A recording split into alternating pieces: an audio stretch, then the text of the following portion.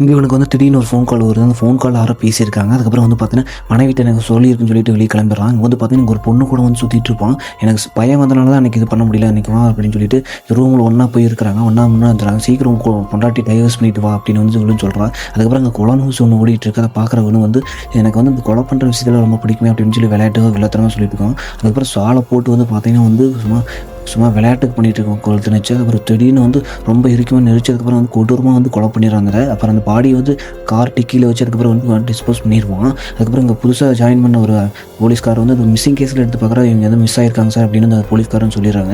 இங்க அந்த அண்ணக்காரனை விட்டு விசாரிக்க இவங்க தான் சார் கூட்டிட்டு போனா நான் கூட்டிட்டு போய் அப்படின்னு சொல்லிடுவான். இங்க வந்து நீ பார்த்துருக்கீங்க கேட்டா நான் பார்த்ததே இல்லை அப்படின்னு வந்து சாட்சிக்காரன் சொல்லிடுவான். அவன் வந்து ஏன் வீட்டில் போய் பிரச்சனை பண்ணுறான் அப்படின்னு வந்து கேட்குறான். இந்த மாதிரி பிரச்சனை பண்ணக்கூடாதுன்னு சொல்லிட்டு போயிடுவாரு. இங்க வந்து ஒரு போலீஸ்காரர் வந்து நான் பார்த்துக்கிறேன்னு சொல்லி கட் பண்ணி வச்சிருப்பான்.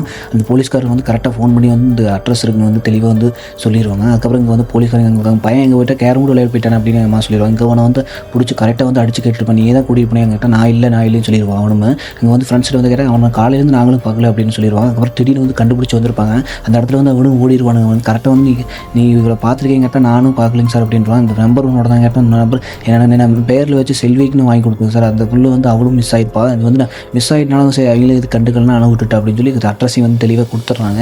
ஸோ அந்த அட்ரஸில் வந்து கேட்குறாங்க அம்மாட்ட வந்து எப்படியே போயிட்டு அவளை வந்து நான் நினைக்கிறதே இல்லை அப்படின்னு வந்து எங்கள் அம்மாவும் சொல்லிடுவாங்க. அதுக்கப்புறம் வந்து வையர் ஆஃபீஸ்ட்டு வந்து இந்த மாதிரி வந்து இதெல்லாம் ரொம்ப இது ஒரு ஆள் பண்ணுறானா இல்லை வந்து தனித்தனியாக பண்ணுறாங்க. அது தமிழ்நாடு கேரளா 2 சம்மந்தப்பட்ட ஒரு இடத்துல வந்து பண்ணுறான் இவன் அப்படின்னு சொல்கிறான். இது ஒரு குழுவாக பண்ணுறானா தனியாக பண்ணுறான் எனக்கு தெரிஞ்சு இது தனி ஆள் தான் பண்ணான் அப்படின்னு சொல்லி